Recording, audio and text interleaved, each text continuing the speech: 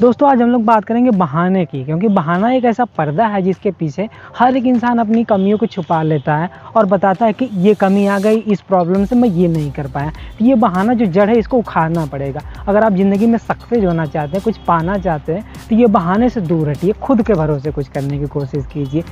दोस्तों आज हम लोग बात करेंगे एक ऐसे इंसान की कि जिसकी ज़िंदगी में इतनी ज़्यादा मुसीबतें आई फिर भी उसने हार नहीं मानी। उसका कुछ परसेंट भी मुसीबतें आपकी ज़िंदगी में नहीं होंगी।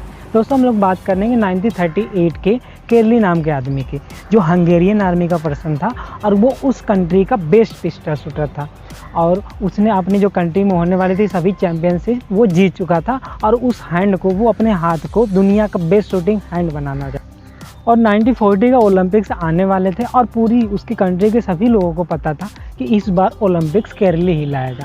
और वो अपने हाथ को दुनिया का बेस्ट शूटिंग बनाना चाहता था और वो बना भी चुका था। बस 2 साल का इंतजार था। तभी 1938 में ऐसा हुआ कि एक बार आर्मी कैंप चल रहा था। उसके हाथ में, जिससे वो शूटिंग कर रहा था, उसी हाथ में एक हैंड ग्रेनेड फट गया। और क्या हुआ, उसका सारा सपना, सब कुछ जो उसका सपना था, अपने हाथ को बेस्ट शूटिंग हैंड बनाना चाहता, सब कुछ वहीं पे ख़त्म हो गया।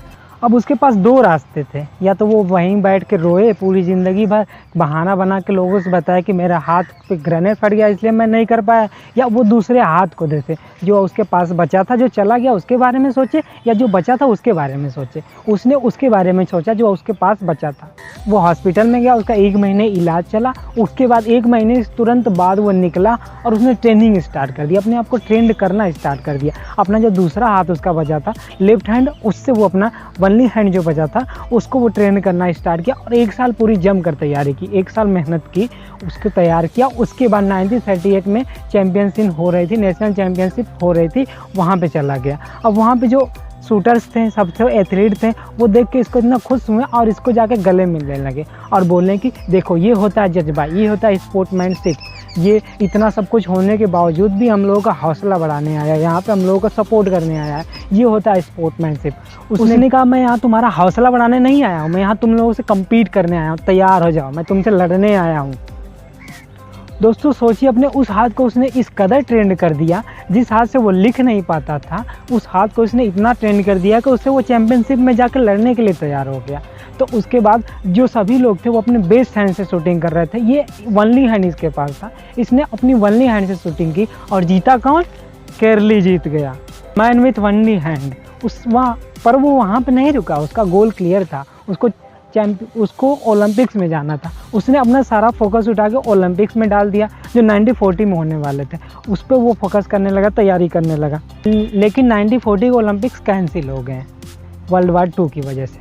उसके बाद उसने अपने सारा फोकस उठा के 1944 के ओलंपिक्स में 1944 के लिए तैयारी करने लगा। 1944 के ओलंपिक्स भी कैंसिल हो गए वर्ल्ड वार 2 की वजह से। उसने फिर भी हार नहीं मानी, क्योंकि जो मुश्किल नाम का वर्ड उसकी डिक्शनरी में था ही नहीं। मुश्किलें से वो डरता ही नहीं था, मुश्किलें कुछ उसके लिए थी ही नहीं।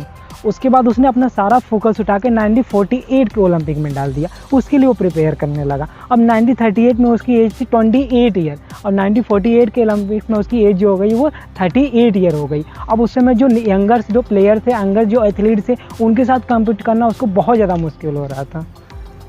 पर कोई बात नहीं, उसको तो जिद थी, उसे जो पाना था वो पाना ही था। उसके ज़िंदगी में, उसकी लाइफ में मुश्किल नाम का वर्ड कोई था ही नहीं।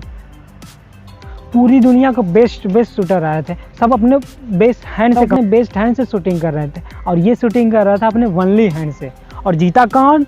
केरली जीत गया, the man with only hand. जो उसे चाहिए था वो वहाँ पे मिल गया।